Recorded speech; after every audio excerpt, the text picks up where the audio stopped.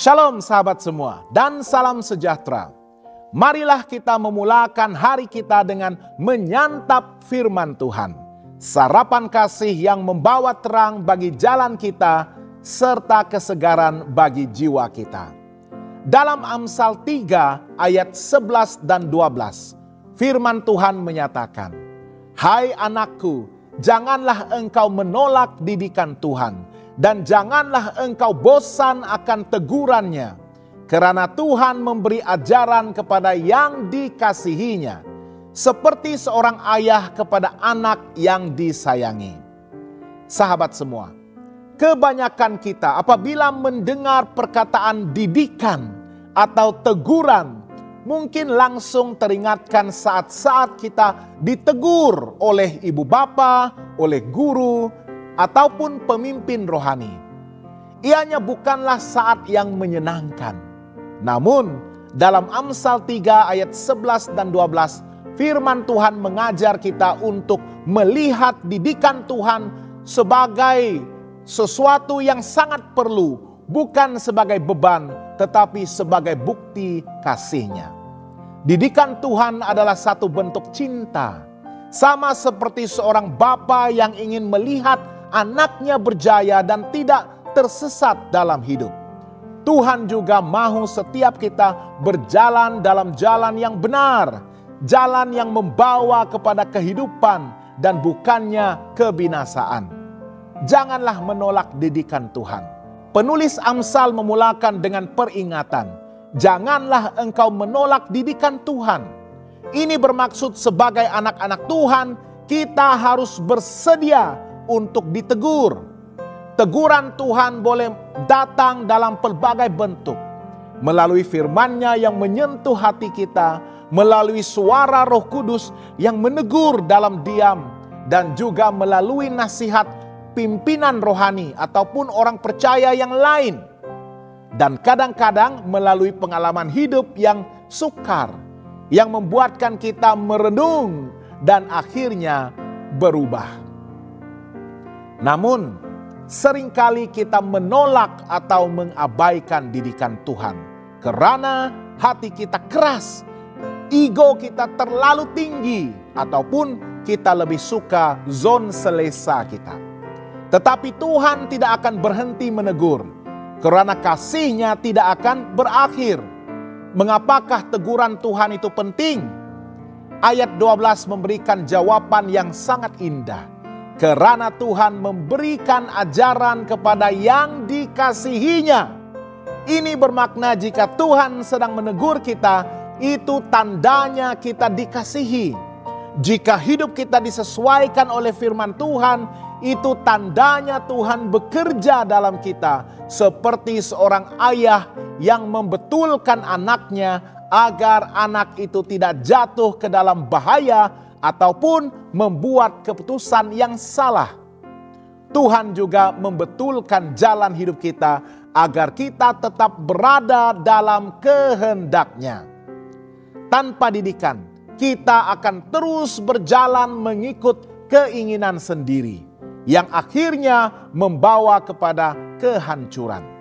Tetapi dengan didikan, kita dibentuk menjadi lebih matang, lebih kuat, dan lebih serupa dengan Kristus.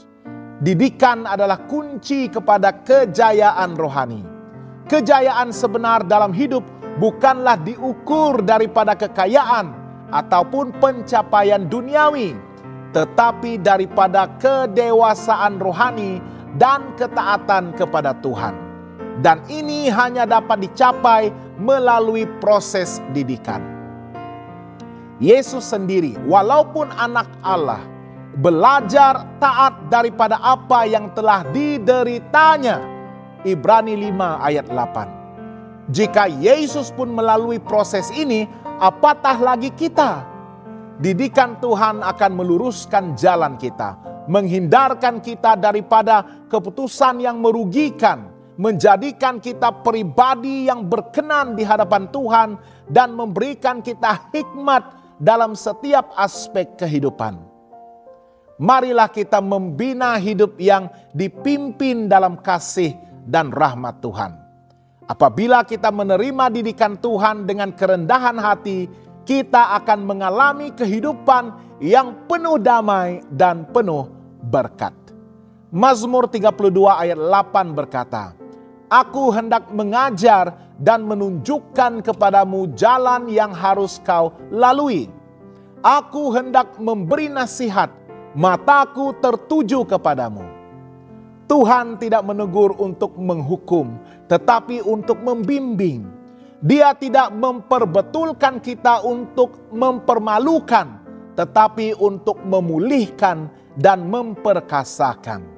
Di bawah pimpinan kasih-Nya, kita akan mengalami keamanan dalam setiap keputusan hidup, memiliki keyakinan dalam menentukan arah hidup, memiliki kesejahteraan dalam perhubungan, dan merasai keintiman dalam sebuah perhubungan yang mendalam dengan Tuhan. Bagaimanakah kita boleh hidup di dalam didikan Tuhan ini? Rendahkanlah hati untuk ditegur. Akuilah bahwa kita tidak tahu segalanya. Biarlah hati kita lembut untuk mendengar suara Tuhan, walaupun ianya menyentuh kelemahan kita. Carilah kebenaran dalam firman Tuhan. Jadikan pembacaan dan renungan firman Tuhan sebagai sumber utama untuk mengenal kehendak Tuhan dan menerima pembetulan rohani. Dekatkanlah diri dengan community iman. Bersama dengan saudara seiman, kita akan lebih mudah ditegur dengan kasih dan bertumbuh secara sehat. Bersyukurlah atas setiap didikan. Walaupun menyakitkan, ucapkan syukur karena didikan adalah tanda kita dikasihi dan dipandang layak untuk dibentuk. Taatlah dalam tindakan kita. Janganlah sekadar mendengar didikan Tuhan. Taatilah didikannya. Tindakan kita akan menentukan sama ada kita benar-benar menghormati Tuhan sebagai Bapa kita. Sahabat yang dikasihi Tuhan, didikan Tuhan bukanlah satu beban, tetapi merupakan satu berkat. Ia adalah jalan kepada perubahan, kepada pertumbuhan dan penghidupan yang sejati.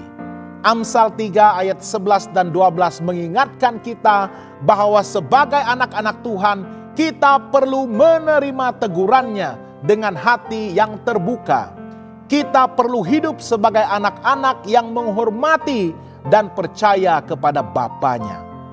Karena Dia tahu yang terbaik untuk kita.